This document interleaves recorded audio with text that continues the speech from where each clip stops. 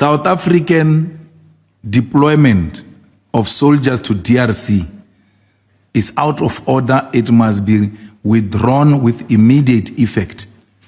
Not that South Africa is not supposed to deploy in DRC. We're supposed to deploy in DRC and be in the forefront. We just don't have the army. Our army can't look after cabbages. I can't hire them in my farm to go and look after cabbages. We just don't have the army. The ANC has collapsed the army. That's why in the manifesto of the EFF we say we will finance the army and make sure that it's properly trained and the necessary equipment needed for the success of the army is provided. Good morning, guys. Good morning. Good morning once again. Welcome to South Africa Lately, a channel that discusses South African trending news. We do, however, grab here and there from international news. When it is trending enough to be brought here, please do understand that I'm not a politician. I do not have deep knowledge in politics. However, I am a South African citizen who is also a voter, and I do believe that my views count when it comes to political affairs of our beautiful country. The purpose of this video, more than any other thing, is to appreciate the sacrifices that are made by our troops, the SANDF troops. So the first group of our SANDF troops has arrived last night at Air Force Base in Waterkloof in Pretoria, coming from the DRC. So more than anything, I am considerate of the fact that we are not receiving the same people that left here psychologically, mentally. They are a bit different people, because you cannot go through what they went through in the DRC and be the same person.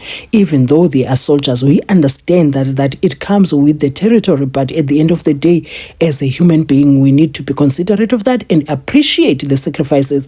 I'm also considerate of the fact that their families are receiving the different people than the people that left their homes.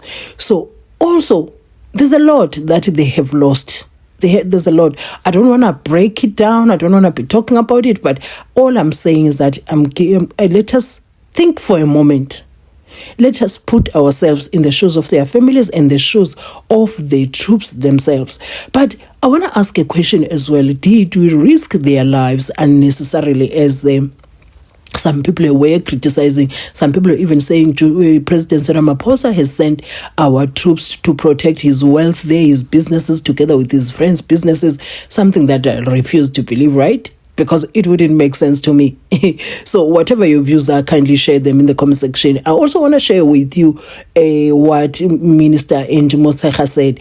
Also, Julius Malema is saying there was a need to deploy our soldiers in the DRC and be in the forefront, but not the one that was destroyed by the ANC. Do we all agree that the ANC destroyed the SANDF? Whatever your views are, kindly share them in the comment section.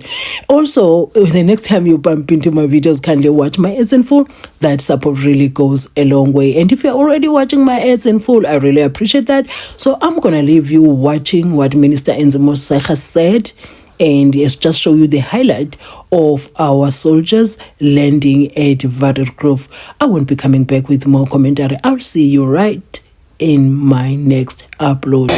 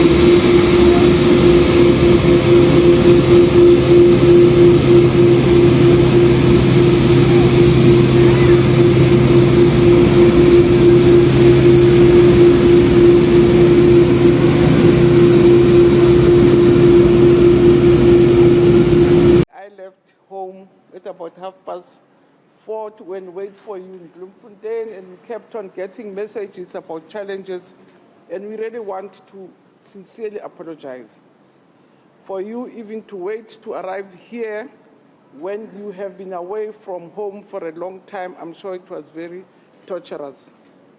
But I was also happy to see you in good spirits, kissing the ground. I found it very emotional, even on my part. And you have no idea, as much as you couldn't wait to come home, you couldn't wait to see you back home. So we're very happy that you are here. As the General has said, we'll work with you in terms of supporting you as you arrive, both in terms of your social needs, emotional needs, and make sure that indeed the debriefing process goes well. I don't want to take much of your time. As I said, I know we've been on the road for the whole day. We have prepared something for you to eat, but I'm sure you just want to go and rest and have your space, communicate with your families. But I really want to thank you most sincerely, express our joy to have you back. Looking forward to have the rest of the team. And so we're very happy to see you.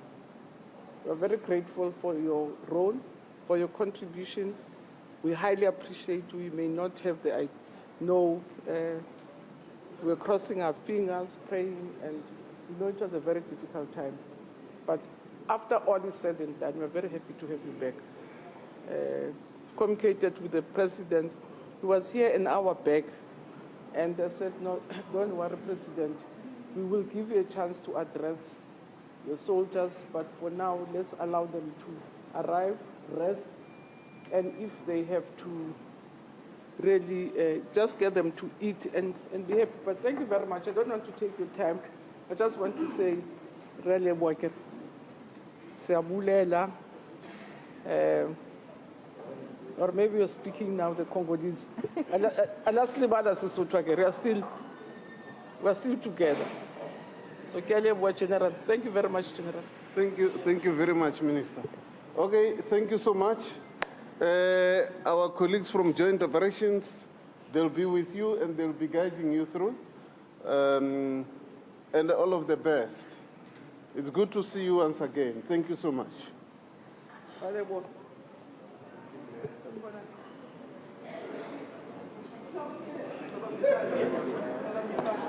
Minister addressing now? Yeah. Is the minister addressing now?